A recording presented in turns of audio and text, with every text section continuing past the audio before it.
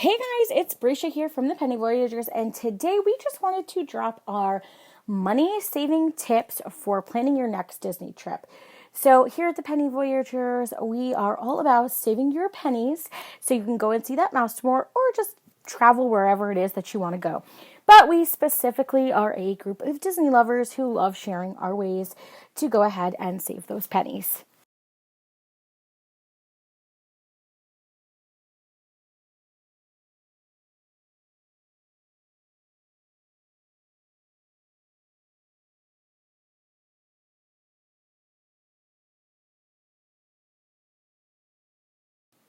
So without further ado, let's get into the nitty gritty.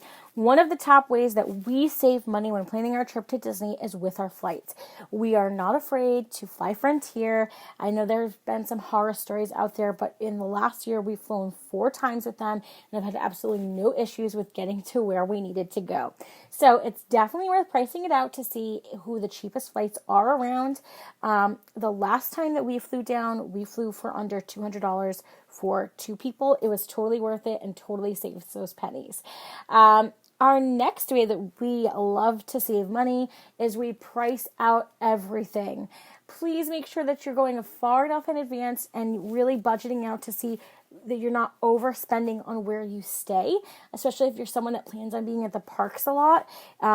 And you just plan on sleeping and showering in your room, there is no point on overspending on where you're going to sleep and shower, as long as it is clean and in a safe part of Florida and, there's no bed bugs or anything like that.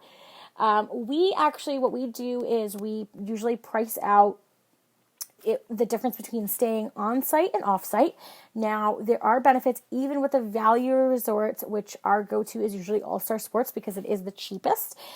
Is to always price out to see, okay, if we were going to stay off property and have to rent a car versus staying on property, what would it cost us? And we really break it down. And usually staying on property comes out to be the cheaper method if we're not going anywhere else besides Disney. Remember, when staying on site, you do get the Magical Express, which picks you up to and from the airport.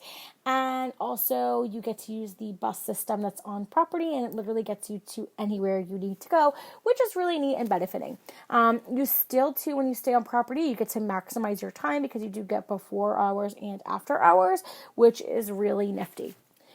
The next way that we love to save money when going down to Disney is especially if we're staying on property, we buy Disney gift cards to pay for our stay, and we also budget out for our food if we're going to go on site as well. That is really a big key thing to us. So for us, we're BJ's members, so we get anywhere from 4 to 6% off of gift card purchases, and you know what? It doesn't seem like a lot, but when it 5, 10, 15, 20, 25, 30 bucks, that adds up. And when you think about it, that might be a souvenir, or that might be, a meal, depending on what you eat in the park. Which comes to our next money saving tip. If you are staying on property, please make sure that you bring a refillable water bottle with you. You're going to want to make sure you're staying hydrated so you're maximizing your time with your trip, and there is no need to pay anywhere from $3.99 to $5 for a bottle of water. You get free water when in the park. So if you bring your refillable water, I've never had a cast member refuse to fill a water bottle for me. And there are also plenty of refillable stations throughout the Disney property. So really make sure you're bringing your reusable water bottle with you. Or if you're going to buy a souvenir cup, make that cup last your while and use that as your refillable water cup.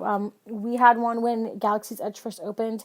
I bought my blue milk and I bought my souvenir cup, and that's the cup I used for the whole entire trip, and really got a really good, usage out of it. Our next thing is bring snacks with you for your day. If you really want a penny pinch, bring your own snacks.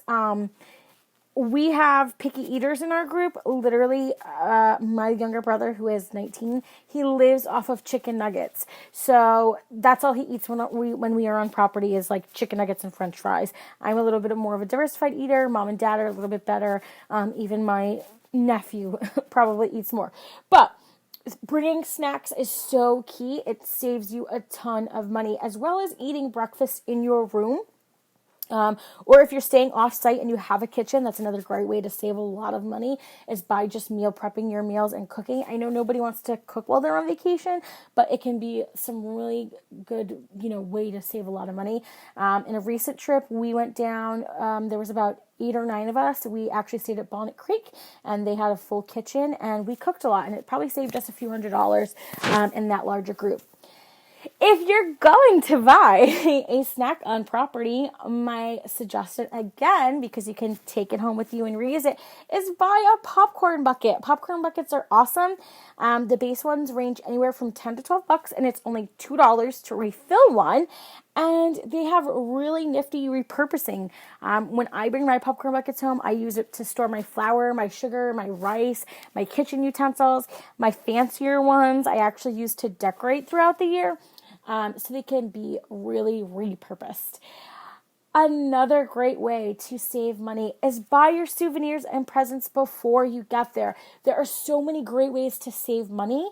For me, I'm a thrifter, so I go to my local Goodwill and Savers before I go on a Disney trip to see if there are any, deals I can find.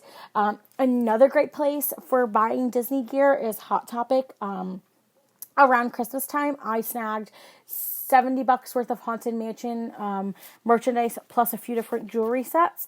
And at the park, probably the Haunted Mansion hoodie would have probably cost me around $65. So definitely shop around before you go. It's definitely worth it. Another saving money tip too is looking to see if getting an annual pass is worth it. We are annual pass holders.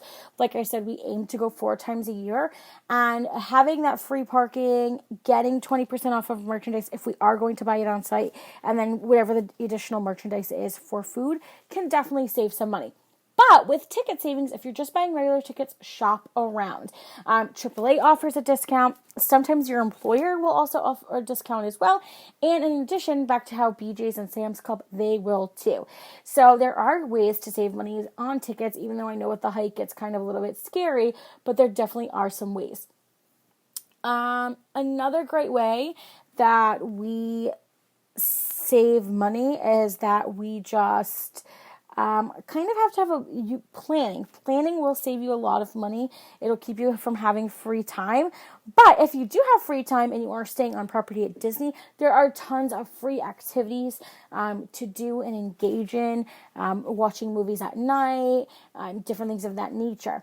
So those are kind of our best money-saving tips that we have overall.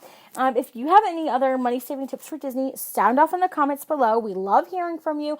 Or make sure to let us know on our social media pages, and we will go ahead and we will share them. Thanks so much for watching, and if you guys haven't yet, please go ahead and subscribe to our channel, as we'll be having tons more Disney info soon.